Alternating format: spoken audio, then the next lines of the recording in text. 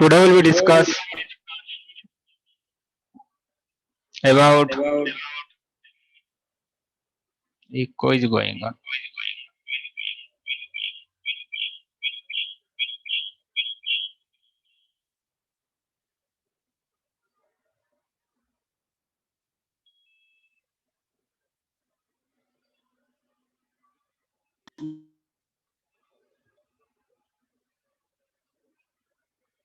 Some parts of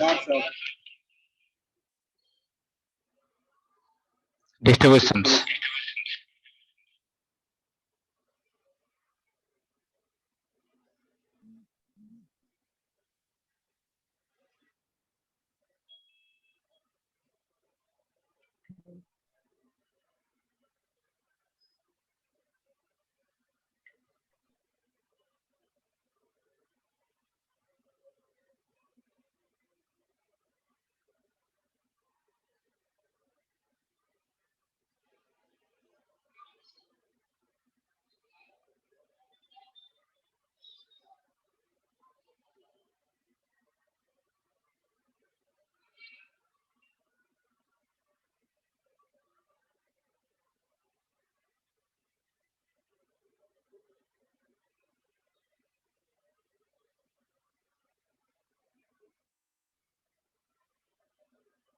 So firstly we will be get the idea about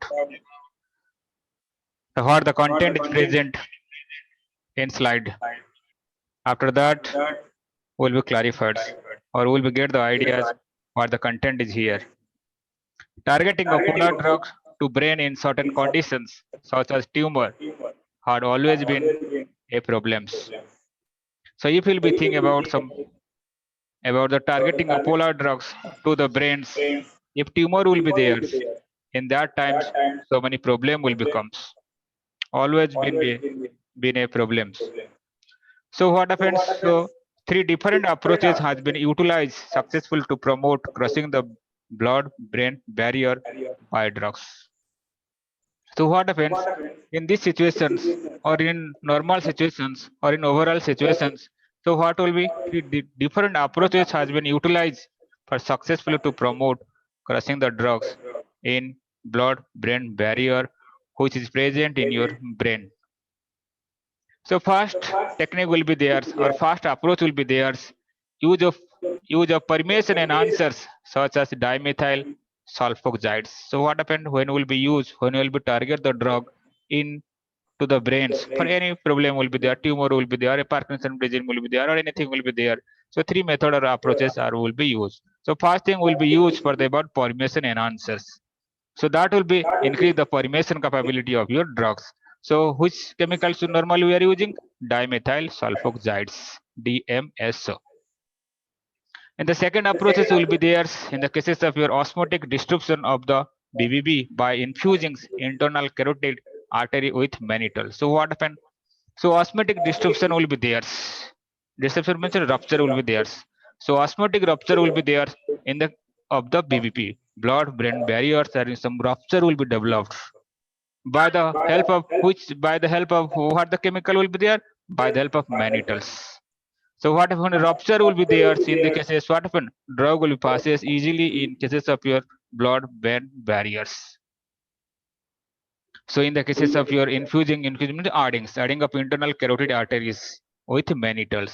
Carotid artery will be there so that one mannitol compound will be adding so that the osmotic rupture means disruption will be there. Means some hole will be there. So osmotic rupture will be there occurs in the cases of your blood-brain barrier. So how hole will be there? That is the mannitol will be help the shrinking of your cells. And shrinking will be occurred and there will be some gap will be present in the cases of your tight junctions. Tight junction and the cells. When joining places will be there, some gap will be there because cell will be shrink. So another thing will be there. So use of dihydropyridine redox systems as drug carrier to the brain. So what happened one this is called as a dihydropyridine redox systems, that is a drug carrier systems. So what happened for the use for the brain to target the drugs. So this is the three methods normally we are using the drug to target the brains or target the your brain. Now we go to next slides, what the content is present here. In the latter cases, the lipid-soluble dihydropyridines is linked as a carrier to the polar drug to form a prodrugs that readily cross the BBB. So what happens if we have already get the ideas about the three approaches? The last approach is carrier systems will be there. So what happens in this cases, one lipid soluble compound that is called as dihydropyridines. So that also linked as a carriers. So what happens to the polar drugs? When polar drugs will be there, the what will be there? Then suppose any polar drug we want to the give to the we want to the target to our brains. So what will be there? Then will be link one carriers. So that the carrier is called as dihydropyridines. So what happens? These carriers will be carry this drug to the your brains. So this carrier in the drug is called as prodrugs. So first the prodrug will be formed. So how it will prodrug will be formed? Then one carrier will be attached. That carrier is called as your dihydropyridines. And then after that, then carrier will go enter to the your BBB. Then drug will be reach to your brains. Then after that, the carrier will be separate. Then the drug will be act inside the your brains. So in the brain, the CNS enzymes oxidize the dihydropyridine moiety to the polar pyridinium ion form, and that cannot diffuse back out of the barriers. So what happens? So when the prodrug will be reach inside the your brains, then what will be there? Enzyme will be there. That is enzyme oxidize the dihydropyridine moiety to the polar pyridinium ion. Then oxidize will be there. Of course, will be there. This dihydropyridine that also converted to another compound, that is pyridinium ions will be there. Then separate will be occurs. So when separation will be occur, this is pyridinium ion will be forms from the dihydropyridine, that is a carrier really attached to the drugs in the case of polar drugs. So what happened? This will be not back out by the membranes.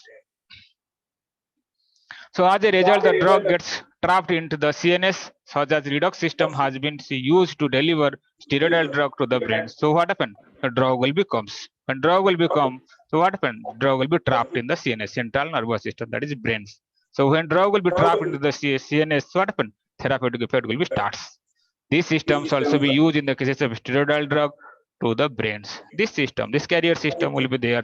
So normally we are also using in the cases of your steroidal drugs, which target to the your brains. Now proceed to the next concept. That is blood cerebrospinal fluid barriers. We are getting the ideas about the barriers. We have already completed the BBB blood brain barriers. So that barrier also affect the drug distributions. So now we go to the ideas about the blood cerebral fluid barrier, where it will be present, how it will be affect, then which types of drug it will permeable, all the thing will get the ideas about the blood cerebrospinal fluid barriers. The cerebrospinal fluids is formed mainly by the choroid plexus, a network of the blood vessel in each ventricle of the brains of the lateral, third, and fourth ventricle, and is similar in composition to the extracellular fluid of brains. So what happens if I have to get the idea about what is cerebrospinal fluids? So this cerebrospinal fluids is formed as mainly choroid plexus. So what is choroid plexus? Choroid plexus is a network of blood vessels in each ventricle of the brains. When the brain will be there, so inside the brain, that is called as one network of the blood vessel will be there. That network of the blood vessel is called as your choroid plexus. From the choroid plexus, then one juice fluid will forms. It is called as cerebrospinal fluids that is present in brains. That cerebrospinal fluids is similar composition or similar composition to the extracellular fluid of the brains. One fluid also present in the cases of your brain, that is called as extracellular fluids. What are the cerebrospinal fluid compositions? Is nearly similar or mainly similar with the composition of your extracellular fluids. I think everybody will get the ideas about what is cerebrospinal fluids. This fluid will be formed is mainly from the choroid plexus. Choroid plexus means network of blood vessels. It is the same composition, nearly similar composition to the extracellular fluids in brain. Now go to the next concept. The capillary endothelium that lines the choroid plexus have open junction or gaps, and drugs can be flow freely into the extracellular spaces between the capillary walls and the choroidal cells. So what will be there? One capillary epitheliums will be there. That is capillary epitheliums that line the choroid plexus have open junctions or gaps will be there. So what happened? The drugs can freely flow into the extracellular places between the capillary walls and the choroidal cells. So what will be there? If we will tell the simple thing will be there. The capillary epithelium that line the choroidal plexus, that have one junction will be there. That gap will be there. So that drug can be freely flow will be there into the extracellular places between the capillary walls and the choroidal cells. So what happen if we will tell the simple manner? Here is one case is here. The capillary epitheliums which are lined to the choroid plexus. So what will be there? That is one junction also be there in capillary epitheliums. So what will be there? So that the drug will freely flow to the extracellular faces between what will be there? Capillary walls and the your choroidal cells. So however, what thing will be there?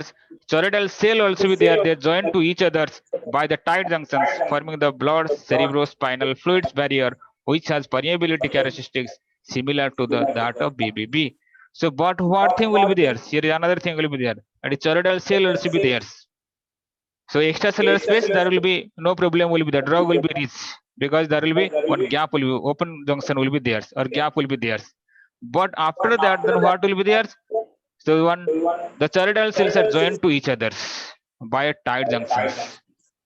Previously open junctions.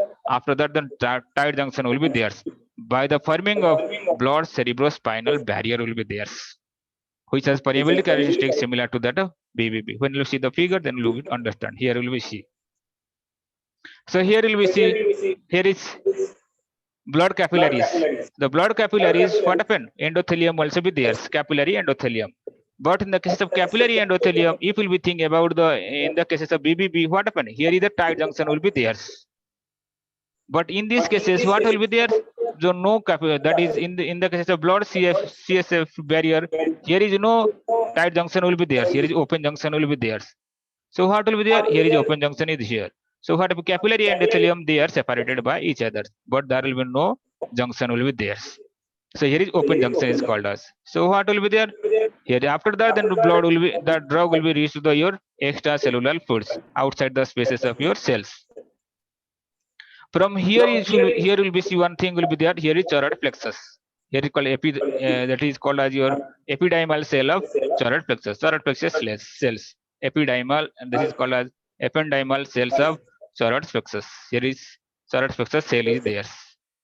So what happened? Here choroid plexus cells will be there. So what will be there? Here is junction is there.